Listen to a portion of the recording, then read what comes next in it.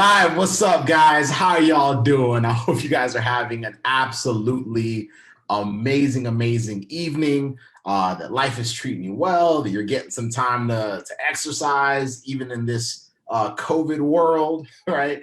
But tonight we have a topic that Casey and I would like to discuss with a lot of you, because y'all, I mean, this journey of becoming a future physical therapist is not always easy. So tonight we want to talk about how to find your why. And this is an interesting one. This is an interesting topic because it's one where it's very easy to actually overlook it.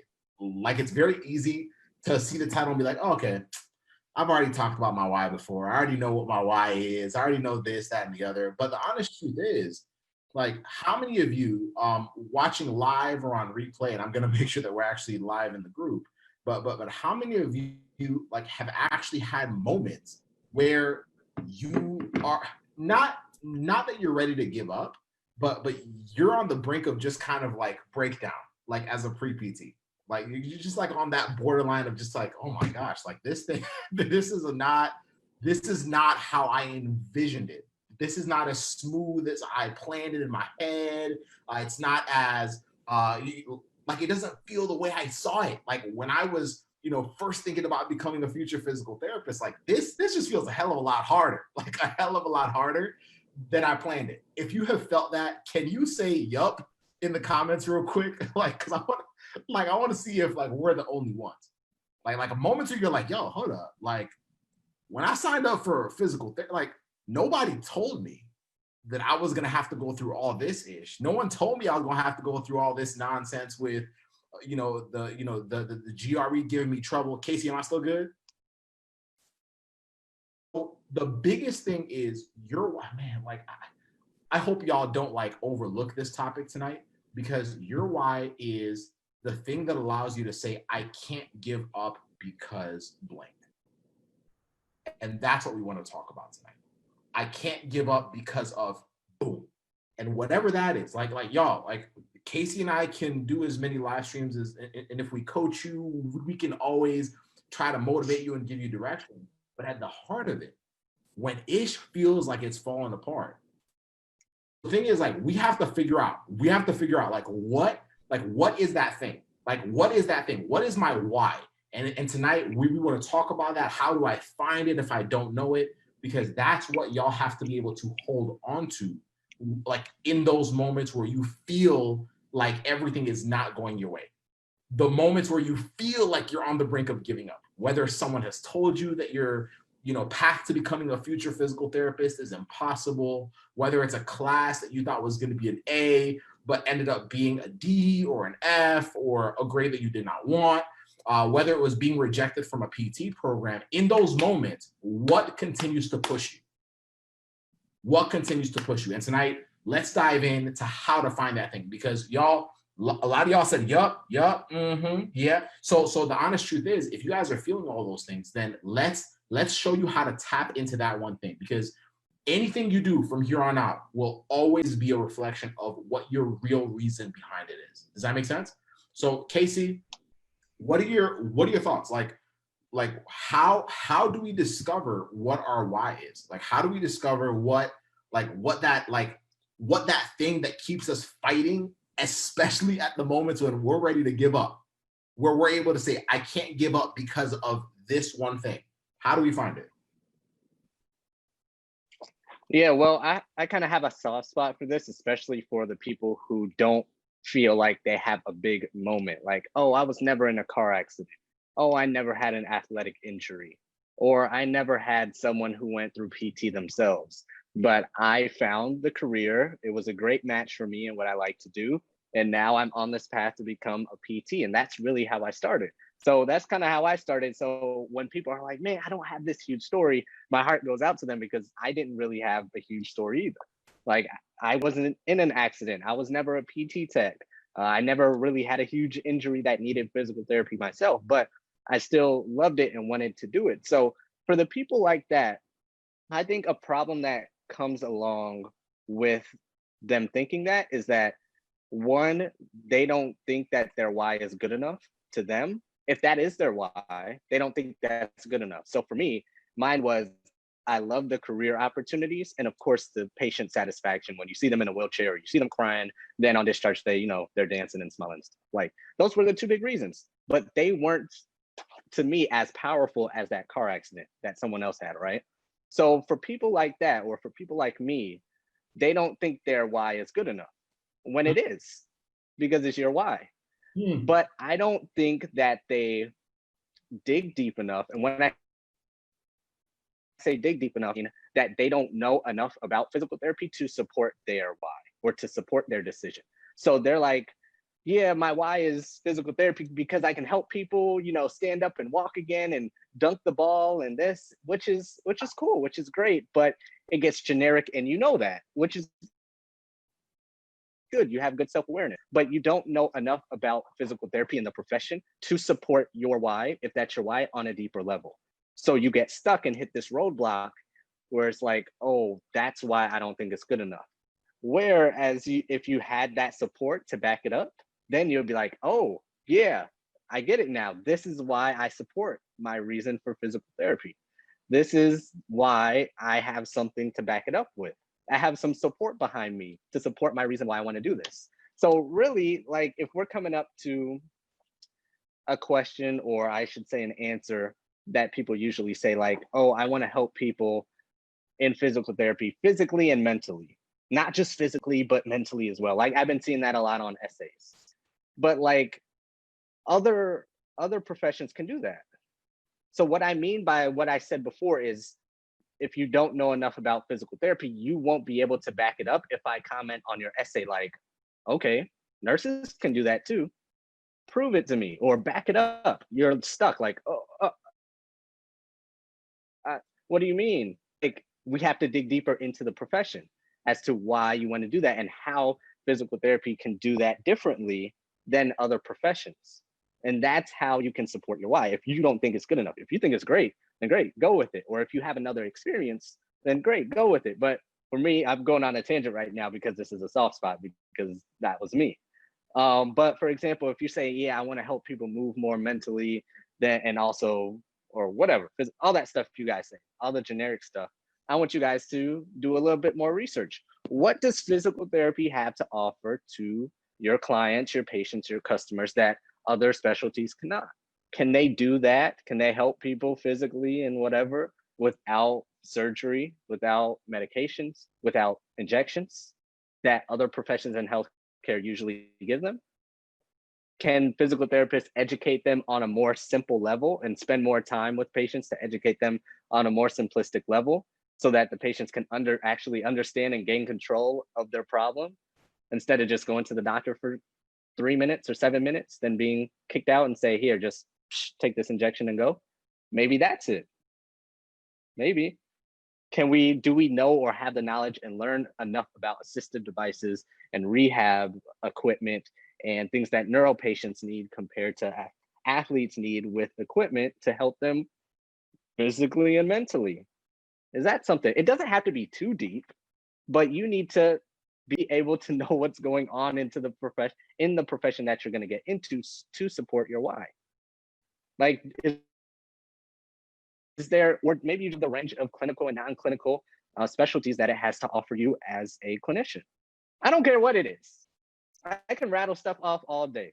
I don't really care what it is. But the point of this is that if you're like me and you don't really have that, or you don't feel like you have that wow moment as to, oh, this is the big moment, then you need something to support what your original why is, because you probably don't feel that it's good enough because you never challenged yourself as why you even want to do it. You're like, yeah, I want to do it because it's a great career and I like sports and I do this and it's great and it's a solid career. It's stable for the most part. Great. That's a good reason. Don't let tell you that it's not, but you have to be able to back it up to yourself and to the people who are going to challenge you, so you don't feel like it's not good enough. So it's not going to be easy. It is not going to be easy. It's going to take you more hours than you thought. It's going to take you more days than you thought. But when you come out on the other end, you'll be able to punch back when I say, prove it. You'll be able to slap me back in the face like, yeah, I proved it to you. Or this is what I got when people challenge on it. And that will give you the confidence of sticking and standing by your why. Because I don't think that it's a problem of you guys not being able to find your why. I think a lot of you do have it. Maybe a small percentage are still looking for it, but a lot of you do have it. And I think that since you do have it, now you just need to prove it to yourself that it is strong enough. Then to back it up to yourself so you can back it up to others with what your why is when you're writing your essays or interviews or whatever. So that was my little tangent to my soft spot of the people who are like me, who think their why isn't good enough or think that they don't know their why. So that was my thing. Boom, I love it. I love it. Here's something else that I want to add for y'all. First thing is Casey hit it. Casey hit it really well, but I feel like one of the biggest like problems we have, or one of the biggest obstacles we have as pre-PTs, is we're too busy sizing up our reasons for why we're in this profession. Like we're busy too, like we're always sizing each other up. Like, what do I mean by that? What I mean is, as a pre-PT, we're spending so much time like listening to other people's stories and saying, oh my goodness, okay, that person got into a car accident, I didn't. Okay, so what happens is this. Now here's where it gets very tricky. Where it gets tricky is, like, Casey just told y'all how to do it. Like if you don't feel like your why is strong enough, Casey literally just gave you the blueprint. But when you're starting at that point where you're still kind of trying to compare your story with other people's, and you're almost like trying to validate your story with more drama or with more, y'all listen, pause, like let's go back, like trace back to what compelled you to get into this profession in the first place. What was it? Because y'all ever seen in movies where somebody's boxing or fighting or whatever, like Creed or what, like it doesn't matter, like somebody gets knocked down, and then what happens when they get flashbacks? Where do they normally go? They go back to their mentor. They go back to a certain pivotal moment in their childhood. It's not massive, but it was a turning point. In that turning point, you felt something.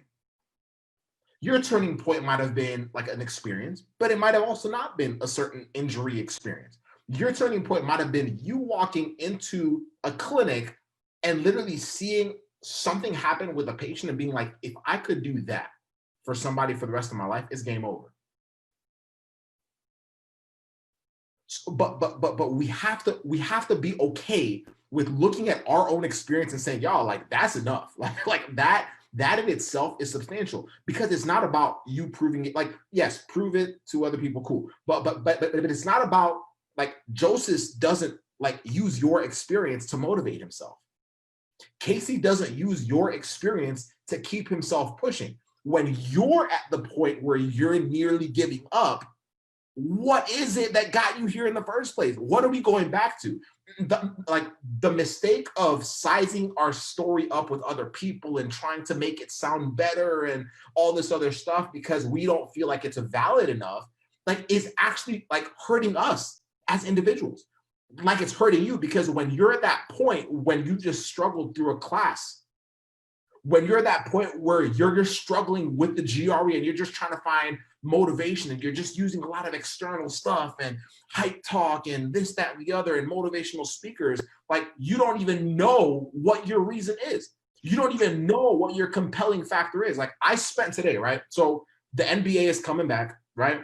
So I was watching some of the clips from the Lakers, because I'm a diehard Laker fan. Like, I'm a diehard Kobe Bryant fan, then Laker fan.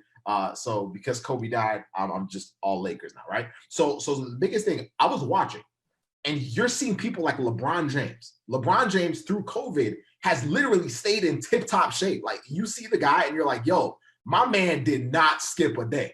like he out here looking like the season went on, like life was good, because he had a deeper reason. It would have been very easy for him to say, you know what, season might be canceled. I'll just kick it. I'll just do, like, no, but he realized, he's like, no. Like, I'm 35 years old, I'm this, but he knows why he does what he does. He knows why when he's going to work out in his own personal gym every single day, doing things that most of us didn't do. Most of us got our COVID-20 or our COVID-25 or our COVID-15 or whatever. Like, he knew why he was doing it. And regardless of what the outcome was going to be about the league, he was still going to show up. And each of us have those moments as pre-PTs, but we don't know why we're like, we forget. Like, the reason why you're on this path is because something started it. It might have been a conversation. So on top of what Casey was saying, I want you guys to start looking at your past. Like spend time on your own. Do not, please, do not try to like show this to other people and saying like, does this sound good? I had a pre-PT ask me, does my wife sound good? And I'm like, it's not for me. Like, it's not for me to know. Like, it's for you. Like, is this your reason? Or are you just trying to tell me a story that sounds good so that you can get outside validation that you have a cool story? Like, y'all, it gets very, very, like, very tricky. So please, one, believe that the reason why you are here is valid enough as is. Two, ask yourself, what was it? Take yourself back there. Maybe it's something in the past. Maybe it's something present. For some of you that are non-traditional or you have families, maybe it's your kids. Maybe you look at your kids and you're like, I want to show them like that I can still pursue my dream. Maybe that's your why. When you're struggling, you look at your kids and you're like, you know what? I'm gonna keep kicking it. Maybe it's the future. Maybe your future is a future that's connected to representing something for your family. Some of you are the first to get a college degree. Some of you are the first to get a graduate level degree. Some of you are going to be the first doctors in your family. And while that comes with its own stresses, it also comes with some pretty cool blessings. Like, you're paving a way. So maybe that's your incentive. Maybe that's part of your why. But it's not for anyone else to write for you. You have to be willing to, one, be content with the fact that whatever brought you here in the first place is enough. And two, you have to be able to step back, like Casey was saying, and actually like ask yourself, what was it? What is it? And then three, like complement it with understanding the profession better so that you can use your understanding of the profession to validate and back up everything that you already know is true. But it does not, like, you don't need a crazy story, but just understand that you grounding yourself on that will be what pushes you, will be what helps you navigate in the moments when things are tough. Don't always expect outside forces to always be there to push you. You have to have something deeper that allows you to push. Every champion, every winner, they always have something internal, something inside that's always like, y'all, like, I'm not gonna give up. I'm not gonna give up. I'm getting right back up. And for you, you have to be able to find it. When you find it, I'm telling you right now, that is right there. I call it the most underrated secret to success as a pre-PT and future physical therapist. And I want y'all to start tapping into it constantly, especially on the moments where you feel like you're at the bottom, especially at the moments where you feel like you're getting whooped, especially the moments where you feel like you're ready to pull the plug, because that's the very thing that will keep you fighting and keep you going. Does that make sense, everybody? If that makes sense, can y'all comment "make sense" in the comments below, whether you're watching live or on replay?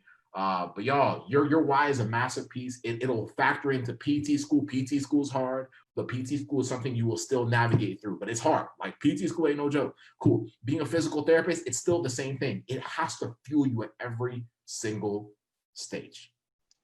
Natalie says, I was in a car accident and going through PT made me want to be a PT and then becoming a PT tech.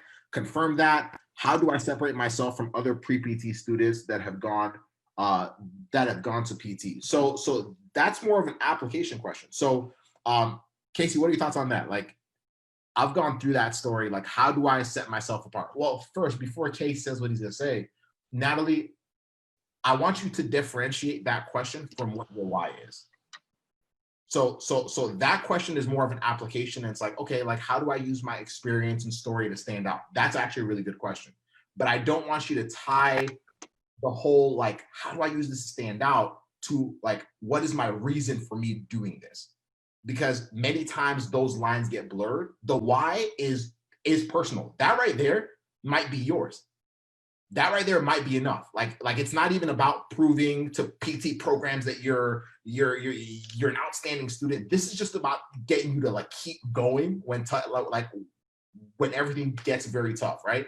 But in regards to standing out, like how do I separate myself from other pre-PT students that have gone to PT? So like one, I actually wouldn't care too much about what other pre-PTs experiences are. You know, I think a lot of times we feel like, okay, like, well, everyone has a story. How do I make it sound a little different from that story? Well, that's assuming that you're using their story to correct your own. I need y'all to stop, like, I'm gonna just say it like it is. I need y'all to stop giving a damn what other people's stories are.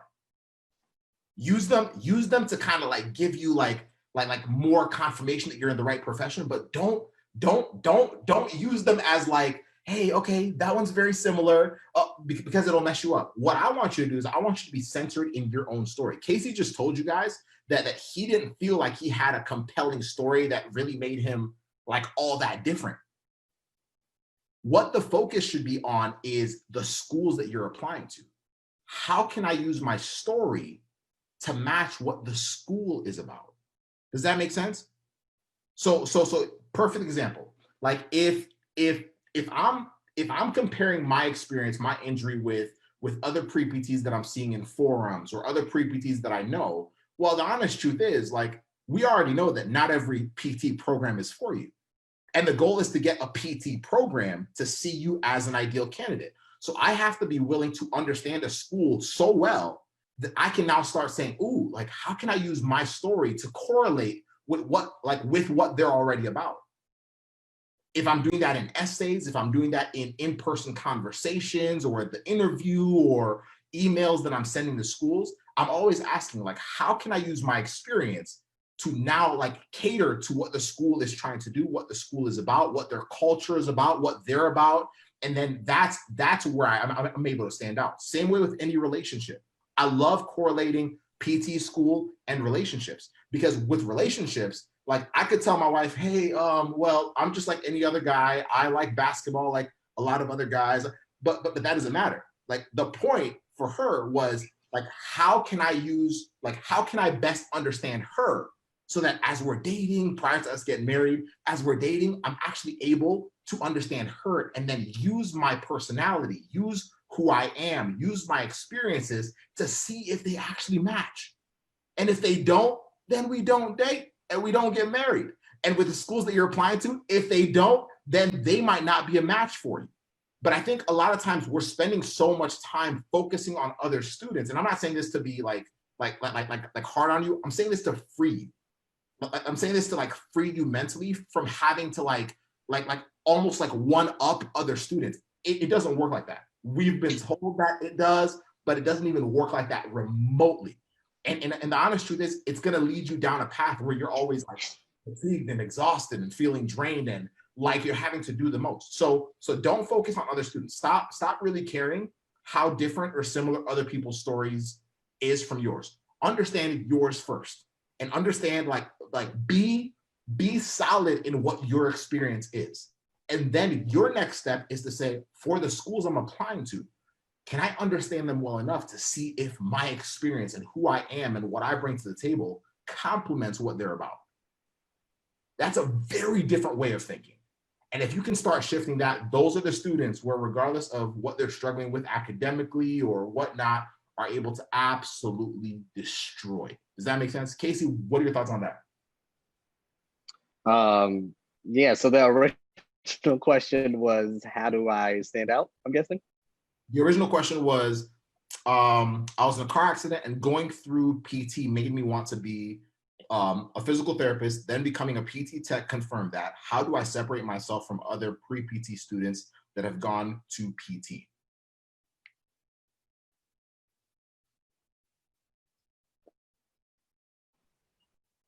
Oh, Casey froze. Am I there? You Am I good? Yeah, you're back. You're back. How can she stand out from other PT students? You especially have to add, the only thing I really have to add to that is I would highly recommend you do with their point of view in mind, meaning their point of view, meaning the DPT schools. So I don't care what it is, whether it's pressing a button on PTCast or preparing for the interview. Think of it like, how are they viewing me? And if I was in their position, would I accept myself?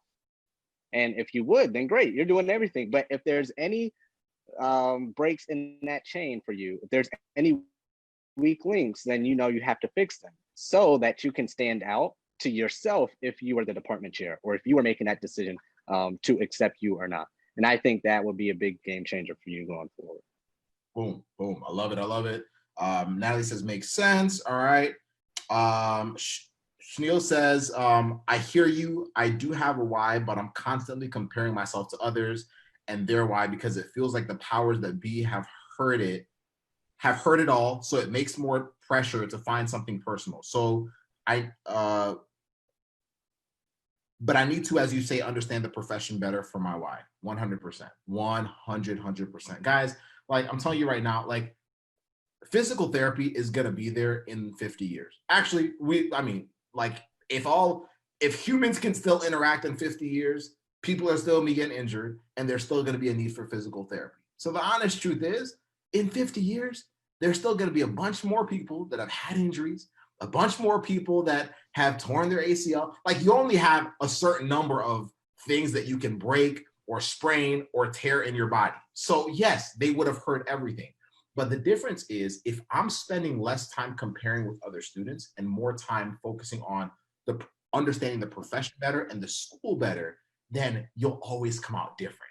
Does that make sense? So it's a very specific and key perspective shift where if you do it, y'all, like it's game over. But if you don't, you're gonna be lost in this like fight where you're always like trying to one up other students, and y'all, it's a losing battle. I'll tell you right now. Makes sense. I had a low back injury and went through PT, and then my dad had a stroke and I went through physical therapy. It was tough to watch, but also I was extremely interested in how you determine what is the best route of recovery and what simple tasks are considered rehab for a stroke. Stroke, like inpatient rehab is a beautiful, beautiful part of physical therapy. And I'm glad you're able to have, that experience. I hope he's doing better. But that was yours. That's part of your journey. So y'all, please center yourself on your experience. Understand that whatever your experience is, whether it feels boring or whether it feels too much, it is yours. Nobody can take that. Nobody can there's no better stories. Just understand that as long as you stay true to what your experience is and factoring in and saying, how can I use this to better like complement the programs I'm applying to, which I have to understand and research and all that stuff, well, then that's when beautiful things happen. But if I'm getting lost and trying to create story, man, no, like it doesn't work like that. So please understand that your story is enough. Your story is enough. Your story is enough. Let me say it one more time. For those of y'all that didn't hear me in the back, your story is already enough. Casey, anything else before we wrap it up? Just remember, it's not necessarily always what you say, it's more so how you say it. So if you're kind of stuck with, man, my what has been said so many times, all right, so what? Say it differently, say it better, be better, explain it more, have something to back it up with. And that's how that's your how to how you can say it differently. Because I think to the person's point, they're like, oh, it's been said so many times. Yeah, the same movie has been given so many times. The same book has been written so many times, but it's how they portrayed the movie and how they wrote the book to make it different. So just keep that in mind as well. It's not always what you say, but more importantly is how you say it. Boom, boom. Hope that helped y'all. Have an amazing rest of your evening. Tag your friends if you feel like they would benefit from it. Much love, y'all. Bye.